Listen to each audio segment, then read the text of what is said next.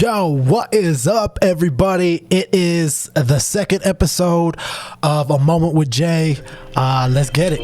I just wanted to hop on the mic and say, I know the world been a little chaotic and everything. I just wanted to check and make sure everything good in the hood, like sure, you know what I mean?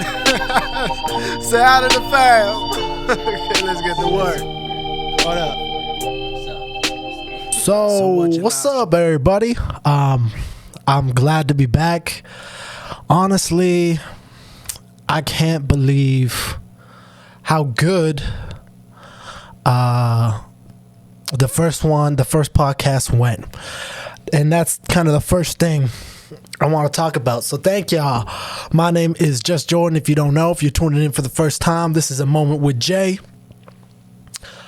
And wow, a lot of people I think first off wanted to hear that story of me in the darkness. And so that's why I decided to do that as my first episode. I thought it was at least something interesting I had to share with y'all.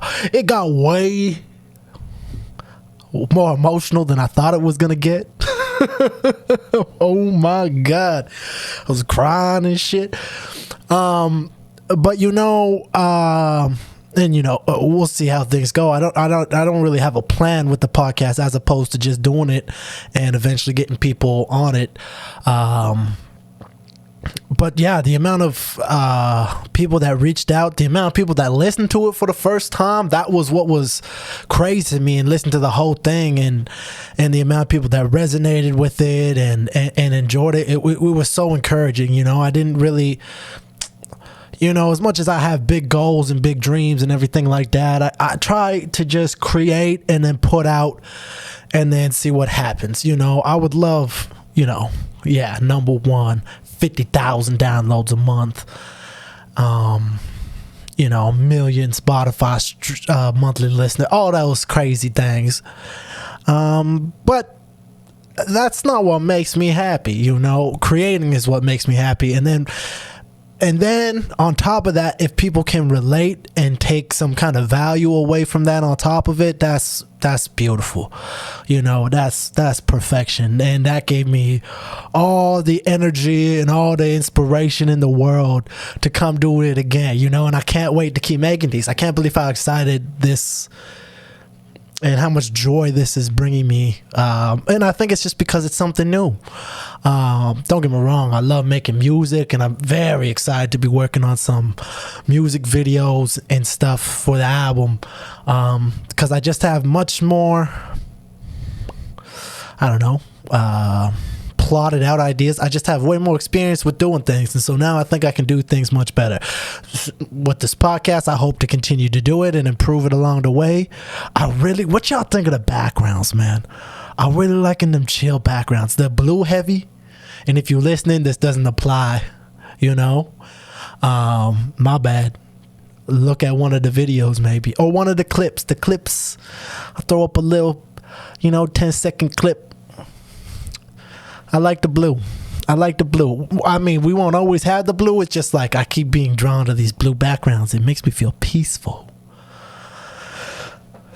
I've already feel like I'm just been rambling about some shit. But anyways, I can't believe how many people listen to it for the first time. We're just below 50% of all the podcasts, which is crazy. Because this will be the second podcast. So, again, comparison is the thief of joy. But, as my homie Dave says, capitalism is great. Who doesn't like making a little bit of money? Not that we're making any money off this thing right now. You know what I'm saying? I got to tell y'all one more thing. I was so overjoyed with the release of the podcast last week that I decided to make a cheesecake. And I told y'all last week this podcast wasn't going to be all about the cheesecake, and it won't be, I promise, but I have to tell y'all. So I try to make that Basquiat, that burnt cheesecake. It's supposed to be the easiest cheesecake to make. I fuck it up. I fuck it up heavy, you know? It looks perfect. It looks beautiful. This cheesecake, I think I kill it. You know, it looks just like the pictures. It's in the oven. I'm like, oh my God, this is gonna be great. You know, what a great day. People love the podcast. I just made this cheesecake, you know? And most cheesecake gotta leave in the fridge for 24 hours after they cook so they like set or whatever. This cheesecake, you're supposed to eat at room temperature, so you just gotta let it cool down. So a couple hours, take it out. A couple hours later, I cut into this cheesecake. Dog, like lava. I cut this, like the waves in the video in my background. It's just like liquid. And I was like, what? What's going on? You know, I was like, what's wrong with this cheesecake? It looks perfect on the outside. Perfect on the outside. Delicious. And I tried a little piece of the outside. It's cooked. It's delicious. It's everything that I wanted it to be. But most of the cake, man, liquid. So I'm like, okay. So I'm heartbroken. That's extreme. But you know, I'm like, yo, I just made a cheesecake. I literally just made a cheesecake a couple days before, and it was one of the best cheesecakes I ever made in my life. A couple days later, I fuck up this cheesecake, liquid on the inside. I'm like, okay, let's see if I can save this cheesecake. So I put it back in the oven. Take it out, I don't know, half an hour, 40 minutes later. Cut, let it set, let it chill. Cut into it. It's like I set off another volcano, man. It's like the waves took me away. Waves of cheesecake, you know? Not even cheesecake, just cheese, cream cheese and sugar. Lots of eggs. And I'm like, what can I do? So then I'm like, okay, we're going to try it one more time. And I'm telling you, this cheesecake almost been baking for 2 hours. That's why I'm like, yo, what's going on? You know? How are you still not cooked?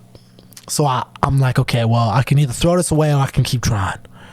And if you know anything about me, I'm resilient. I don't give up. I ain't going to let this cheesecake beat me. Not on the release, the initial release of the podcast.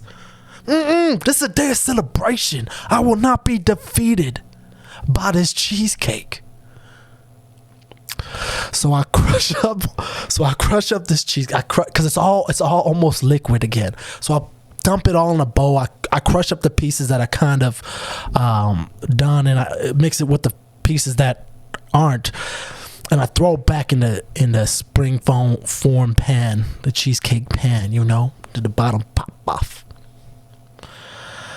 Cook it again. I cook it for like an hour or something. Cause I'm like, yo, I'm gonna make this just like a regular cheesecake. Throw it back in, take it out. I'm gonna put it in the fridge. I ain't gonna worry about it now, you know. I'm gonna take it out the oven. When it's done, let it chill. Then I put it in the fridge, wrap it up, let it chill. You know what I'm saying? I come back to the cheesecake the next day. I go to cut into it. First off, now it's looking ugly as shit. This cheesecake looks terrible. And so I'm like, what we gonna see? You know, I hit a workout and everything later on in the day. I'm like, okay, let's just try this thing. So I cut a little piece, not liquid. I'm like, okay, so we improved from yesterday. Aesthetically, we a few steps behind. Like, you know, if someone brought you this cheesecake, you would feel insulted. You know, you would be like, the fuck? Like, if someone made you this for your birthday, for your initial if someone was to bring this to me in celebration of the first episode of the podcast, I'd be like, you hate me, dog? Look at what the fuck? You know, this is an ugly ass cheesecake. I'd never say that because I'm the nicest person in the world. You're gonna learn that about me. I'm too nice. I'd never say that. Never. I'd never even think that. But I'm putting myself in your shoes. If I was to bring this, which I would never would, but if I did, you'd be like, yo, Jay fucking hates me. Look how ugly this cheesecake is. I don't want to eat this. I don't want to eat it either. But I wouldn't have this cheesecake defeat me. So I had my first bite of this ugly, I still can't get over it, this ugly ass cheesecake that I've cooked 3 times now. Let it rest 3 times now. I take a bite and I'm like, it's alright. It tastes way better than it looks, which is the most important part. But man, I just made a really good cheesecake a few days prior, you know, and I was like, I did not improve. This one is way worse. Way worse. My family loves cheesecake and nobody ate that. Nobody ate it. That just goes to show you it was some bullshit. Now you might try to be like, Jay, you know, everyone just had some of your delicious cheesecake. They might be cheesecaked out. Impossible. Cheesecake is amazing. Anyways, the cheesecake beat me. I ain't gonna be making no cheesecakes for a little bit. We'll make it again. But damn, I was devastated for days. For days after I was talking about this cheesecake experience. It's been a week later. And I'm still talking about it. It's the first thing I talk about on the podcast. But you know what I'm saying? It's who knows? Maybe who knows when the next cheesecake adventure will be. But it won't be for a little while. You see that? Oh, I know to whoever's listening, you don't. But I got this cup from my mama, and ooh, look at that. Oh, the green screen light reflecting out the cup. That's the ocean, baby. Jay drinking the ocean right now. Shout out to the oceans. Shout out to the motherfucking oceans. Anywho. All right. We talk about cheesecake. We talk about the response to everything. So let me tell you about something else that blew my mind recently. Now this might be weird to some. But over the weekend, was a long weekend here. I was helping a homie out, and we had to take a trip to the city dump. Now, I don't know how many of y'all have been to like the city dump. I don't know if I've ever been there before. You know, I was just thinking, you know, we're gonna go throw some garbage or throw some stuff. Whatever. We take an adventure, and I'm like a journey, a quest even, to the dump, the city dump, and fam, I was in awe. I was in awe of this place. Heartbroken to see all of the trash that we throw away. It's like, damn, we killing. It's like, you know, whatever your stance on global warming and all that is, or climate change. You're not supposed to call it global warming or whatever the fuck. We create a lot of waste, you know? And I was like, oh shit, there's mountains of trash everywhere, you know, garbage everywhere. But that's not the thing that blew my mind. It was the vastness of it and how organized everything was. It was so huge. It was so big. I was like a child, man. I was like a kid. I was like, can you go on a field trip here? I want to see what's going on. I want to know how much garbage we throw away every year, how wasteful the average human is. You know, I was like, can we pull that up? Can I look that up? We gon' hold up. I never even thought this might turn into an educational podcast. I was so interested about garbage, and it looked so crazy. Like, not disgusting. I also wasn't we were throwing away natural stuff. That was another thing too, my homie. Oh man, he was so happy to throw away all these bushes and trees and shit. Ecstatic, this guy. Once we dumped all the stuff, man, this dude was a kid in a goddamn candy store. I had such a positive experience. Shout out Pixabay. They ain't a sponsor, but that's the place I use to go get the backgrounds for the show. It's just what's pulled up. If for y'all are listening, it's just like the little video thing. What was I Googling now? Oh, how wasteful the average person. Boom. You know, I don't know how accurate this is. Someone correct me if I'm wrong. Damn, this is the average person in the US produces 4.9 pounds of trash per day. Holy shit. Holy shit. Yeah, and then this is another so this is another place, and it says a little over 4 pounds of trash per day and roughly 1.5 tons of solid waste per year are generated by the average person. Oh my God. That's bananas.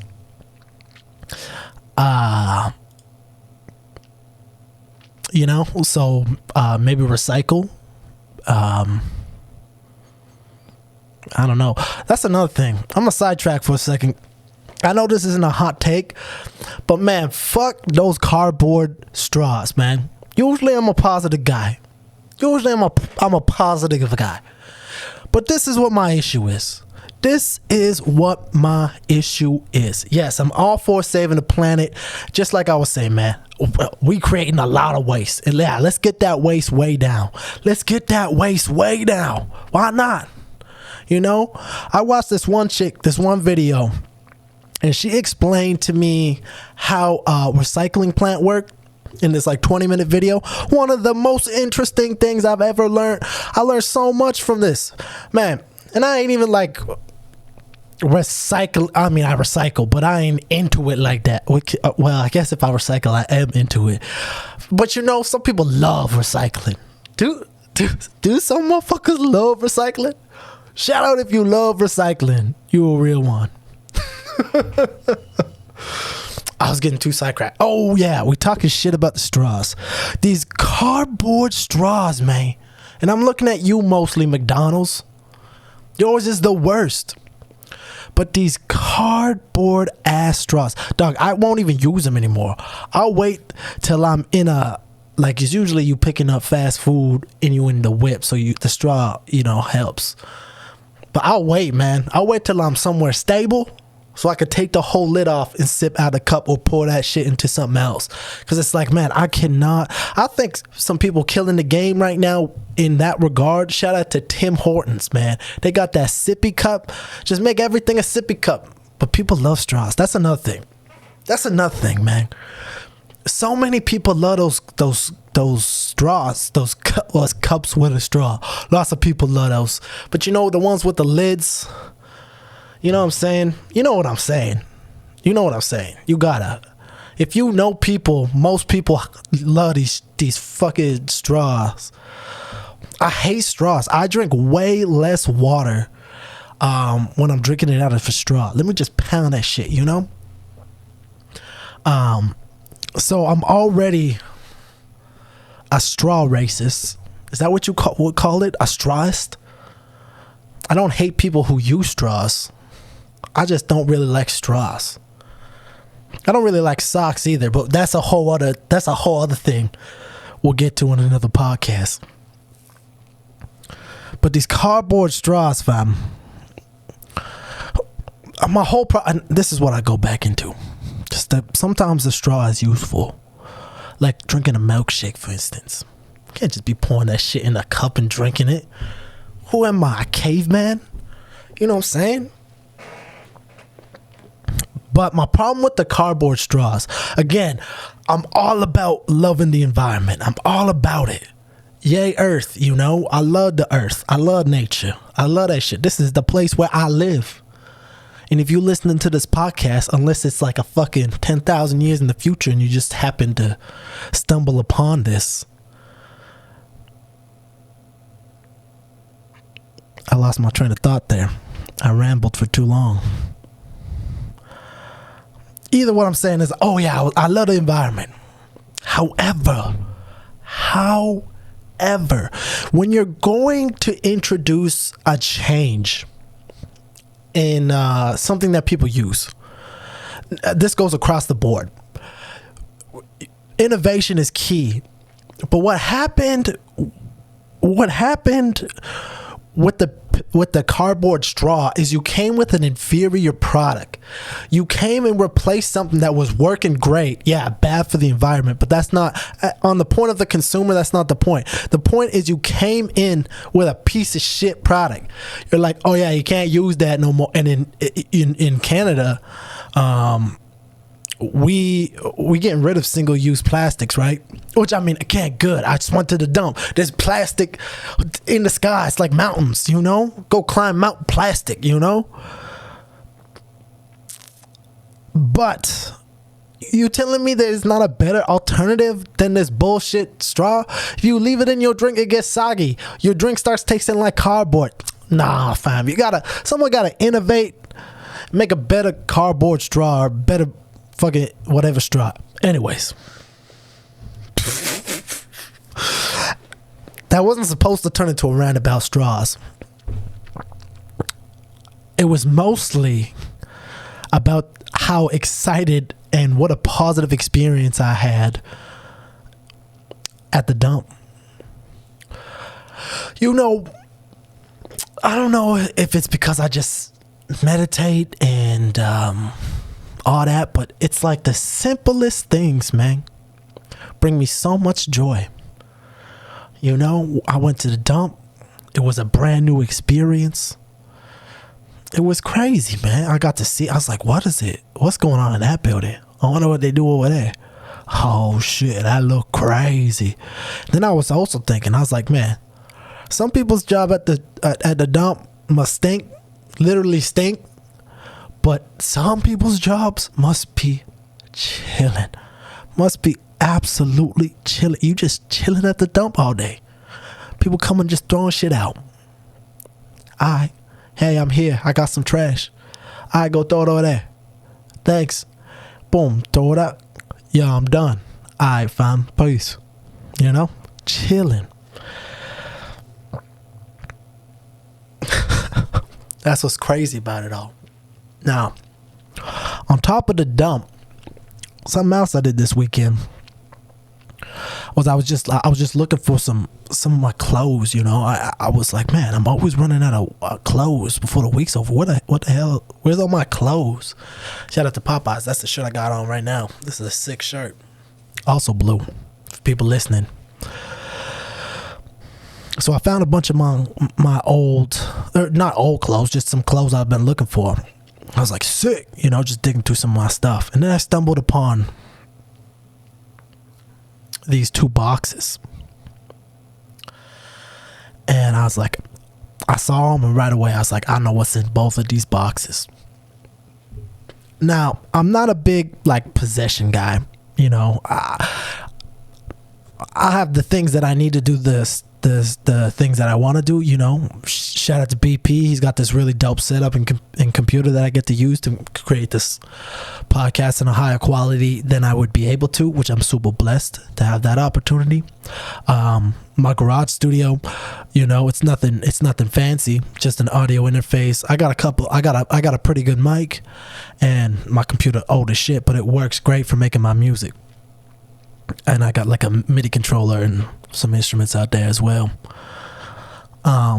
You know, my bed and clothes. I'm not going to go through all of the things that I own, but I don't own many things because I just don't like to have a lot of things. I'm just not I don't know. That's just not what I do. I like the stuff that I have, and that's it. But I do have a few things that are very special to me, and that's these 2 boxes. It's not necessarily the 2 boxes, because they're just old Michael Jordan shoe boxes. Most of the boxes that I have things are from Jordan shoes. And in these 2 boxes are 2 very different things. One of them is a collection of Michael Jordan cards that my dad gave to me. And the other one is a box of things that I've taken from shows. Not always like, it's not always like stuff I steal. Well, I'll be honest, a couple times, yeah. But I like to, I used to collect the posters and everything, but then I started taking up too much space. So then I just, wristband or backstage pass or a coaster or a ticket, anything. I just like to have something from that show. So I have a box full of random things, and it's not one thing that I even show people or anything, because it's something that's for me, and it's just it's cool because it's like, I could pull out like a wristband and be like, oh man, I performed with so and so then, and it's just like a cool blast from the past. I don't often go in that box except to add to things, which is also really cool because I love to perform. So it's like when I do shows and stuff, it's almost like, yeah, we did another show, woo, let's deposit this into the box, and it's just a really cool thing. And those Michael Jordan cards from my dad, I love Michael Jordan. I'm named after Michael Jordan. Last Dance was a crazy show, right? We must all agree on that. But these cards are really cool to me because they're kept really nice, and it's just something really, really cool. I was just I've been on eBay and stuff recently, not to buy stuff, just to look around and stuff. And a couple of the cards I looked at some of the prices of what they are, and I was like, oh shit, there's some money in these cards, not in the cards, but the cards are valuable themselves. And I was just like, the money was never why they were special, but now I'm like, oh, these are something I gotta keep, like, I gotta be careful with, I gotta make sure these are all right, and they always have been. But I was just like, oh, I'm like, yo, I gotta be careful with these motherfucking things, yeah, it's a crazy, having things is wild, man. It's like some people love to have shit and they have so much stuff, and then on the extreme scale you get the hoarders and stuff, and then you get the minimalists on the other side, and they don't like to have anything. It's just like, I think it's funny when people are always chasing the next new thing, and if you got the money to blow and whatever, do you. But it's like, have you ever talked to those motherfuckers? It's like they always want something else. Right after they get something, it's just like, oh, I can't vibe with that energy, man. I like to have the things that I have, and it's like, yeah, I'd like a I don't even know. I couldn't even, maybe a synthesizer. The biggest thing that I've been talking about is I want a new mic. I need a new microphone because I'm making a different type of music now, and not now, just experimenting with some new sounds and stuff. And I just need a different sounding microphone than the one that I have for recording. But that's a future J issue.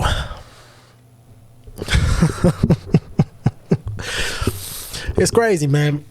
I like to switch around my music every once in a while. That's one thing that, I think it kind of shoots me in the foot being a musician, because it's kind of like, it's harder to define myself as an artist when I'm constantly moving around genres and playing around with stuff. I could make rap songs. I could make only rap songs, and I think there's a certain percentage of my listenership that would appreciate that. And it might be easier to get shows and stuff going that route. But man, it's like I get bored with things, and there's just such a vast array of things, especially in the art and music world. I would love to try to make a country song. The next project I'm making is primarily EDM, and I can't wait to keep exploring that genre. Everything is primarily hip hop based. That's where it's rooted. But it's like, man, variety is key. And after I do Olympus, after I drop albums 1 and 2, the biggest thing I want to do, and this is what's crazy, is I'm trying to go to like Peru or something and do DMT. there's been some things that have really helped me over time, and one of them was when I did a high dose of psilocybin, magic mushrooms. That really changed my whole perspective on a whole lot of things. And after that experience, I was able to really improve, I think, as an artist, and I've always, and as a person, which is the most important. But aside from that, I think it's really helped with my perspective on creativity and stuff. And it's funny, recently a couple of my homies been hitting me up trying to do some shrooms together in nature and just trying to vibe out, because it's like, man, psilocybin is, and I'm sure you've heard of all of the incredible benefits it has. I've been microdosing psilocybin, I think, probably for about 3 years now. I haven't microdosed since I took my last really large dose of like 5 grams. But I was taking like little tiny doses of psilocybin for a while, and I probably will get back on that again. It's crazy what this little tiny amount will do. And I'm talking a little. I've talked to some people talk about microdosing, and I'm like, that's not a microdose, dog. It's funny, you know, when people like, that's what a microdose is. It's like, no, fam. There's a science. There's a, you know, it's like medicine. It's like, man, I remember this one dude after a show, I took 5 grams. 5 grams. Whoo! It's called Hero's Journey, I think. Whoo! Maybe that's what we talk about in the next podcast. That was a trip, but so it's like I've been to space, you know. I did that. I did it with somebody, and I wonder if they would come on the podcast and talk to me about it. We'll see. That will be an interesting one. That will be we'll see what happens. I'm gonna if I have to do it solo, I'll do it solo. But if this individual that I did that with wants to come talk about it, I think that'd be a cool podcast too, because it was an interesting experience. But anyways, after I do this show, where was I? I can't remember the venue I was at. I know I was downtown Edmonton somewhere though. I can't remember the show. Anyways, we outside smoking. I usually don't get too messed up or anything. I might have a puff of a joint before I go on stage, but usually not even.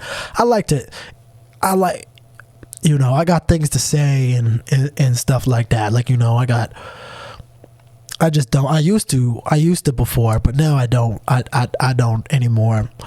One time I took shrooms. Anyways, I'm getting too sidetracked. I got too many stories. So usually afterwards, after I perform, you know, people now know who I am, and I'm like, yo, it's like, let's go smoke after, you know. And so we just smoke with some weed. There's a bunch of joints. I don't know. Sometimes there's only a few people. Sometimes we only chilling with the musicians and we're smoking. But we smoking outside. It wasn't a crazy show. It was a crazy show, but it wasn't like a big show. So I don't know. There's maybe 20. I don't know. Maybe 20 people outside smoking weed, and joints and everything going around. And you know, the night's kind of wrapping up, and there's only a few of us smoking. And this guy starts talking about mushrooms, and how there's an event the next day at whatever music venue you were at, and he's like, I can't wait to take some shrooms and come back again, and you know, tomorrow nights is gonna be crazy. The vibe's gonna be insane. And then I'm like, oh yeah, because at that time, because it was like maybe 2 or 3 years ago, I never did a large dose, and I'm like, oh, I kind of just stick with microdosing. And bro's like, yeah, he's like, you probably do a gram or 2 every day. I was like, huh? If y'all don't know, that's a gram or 2. That's not a microdose, man. Just like, that's a lot. That, I wouldn't say a lot. 5 grams, 10 grams, that's a lot, and it can get crazy. But I was like, bruh, that's. He's like, then you start feeling good, and I'm not about to sit here and argue with this dude Because I love the study of psychedelics. Even before I even tried doing any, I read studies. I watched tons of podcasts of doctors and psychologists and all kinds of people talk about them. I usually never do anything on just like a whim. Like, it will be a thought out decision. And that's what that's what I did. But anyways, I was like, man, this guy's going around telling people microdosing is 1-2 grams. People are taking that and then trying that and then trying to work like that. I'm like, that's wild. These guys are tripping out. Maybe not tripping out, maybe not visually, but I was like, man, nah. But it's crazy. When you're taking like 1 to 100, again, I'm not trying to give out dosages for people to try and, do what you may, be careful.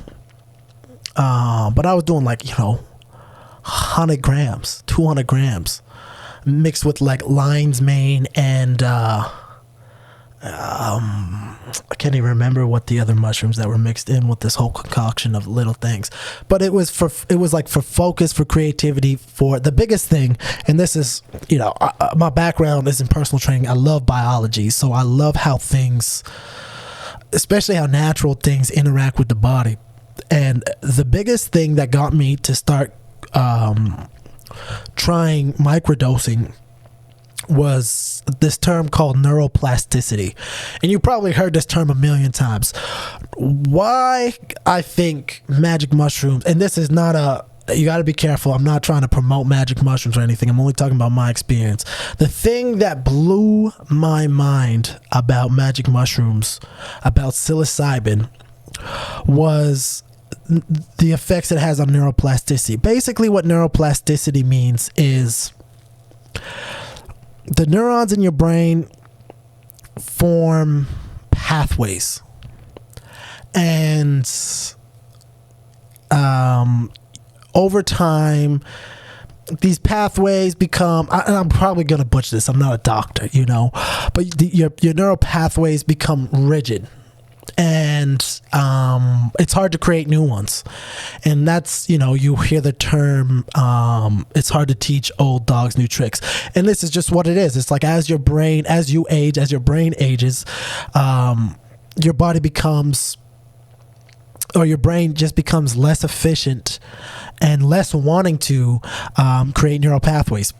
New experiences will create new neural pathways, all kinds of things like that. But with and correct me if I'm wrong. Again, I'm not a doctor. Psilocybin helps form and strengthen new neural pathways. That's what neuroplasticity is. It's creating more efficient and new changes in pathways in your brain. Again, there's so many. Shout out Dr. Huberman, especially. I love Dr. Huberman podcast. I listen to it all the time, and I believe he just dropped a newer one when this is coming out, about psychedelics, and I will be listening to that one. But it's amazing the effects it has, and then the effects that it has on PTSD and depression. It's wild. So anyways, I was just like, yo, that's great. It's great for focus, great for creativity, great for uplifting mood. I'm like, I'm sold, and it's natural. It's not without its consequences as well. I look into those. But that was the reason why I tried and still actively use psilocybin. It's been so beneficial to me, and especially with the hero's journey. I'll talk about that one. Yeah, maybe that episode 3 or whatever eventually. But that was a crazy experience.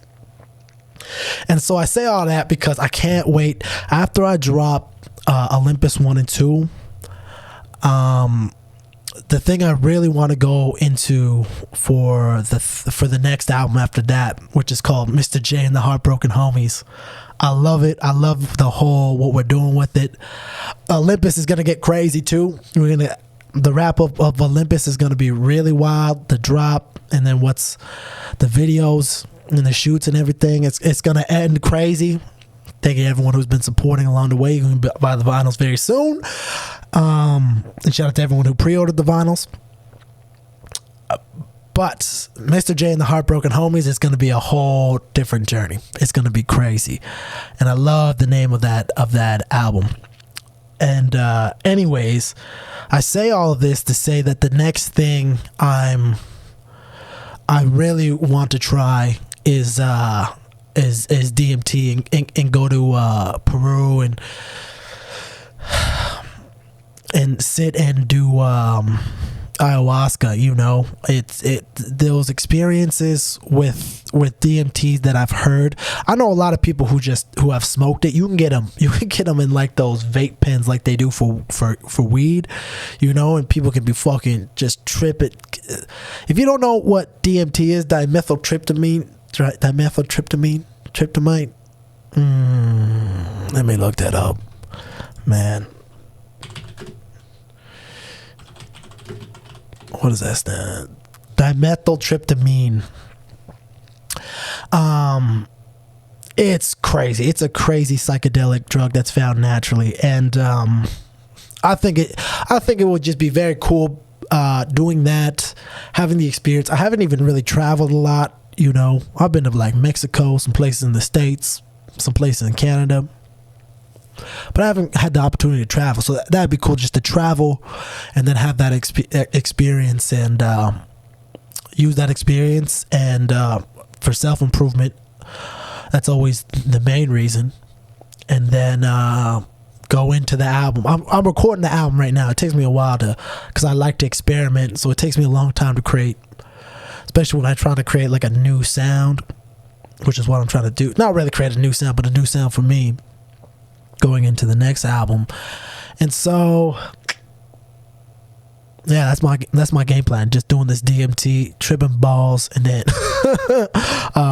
you know, hopefully bettering myself and then continuing to make the next album.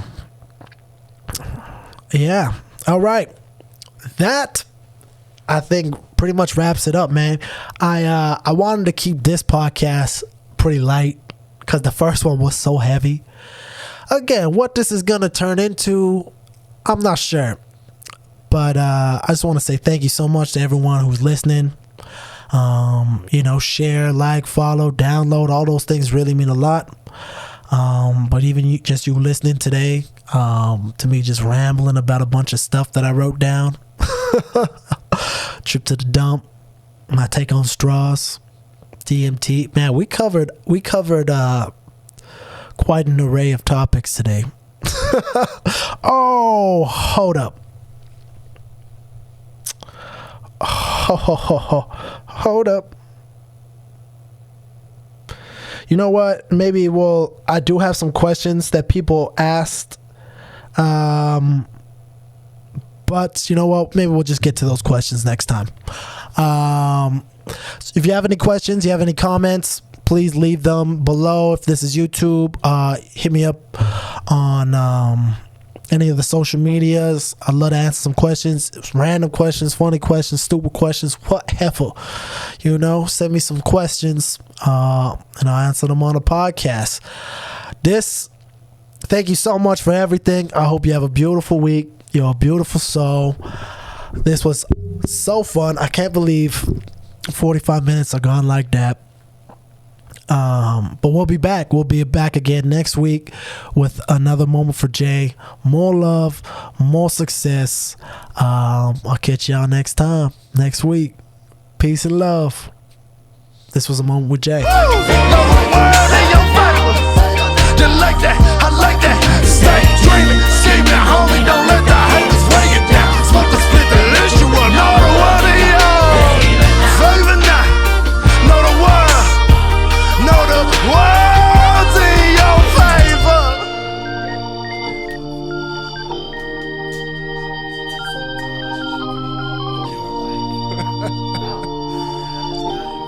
I hope you know. With every darker night, there's a brighter day. Through the chaos, we'll be okay. Sending nothing but positive vibes your way. Love for always. DJ. You'll fly all over. It's just like, no, bro, that's crazy.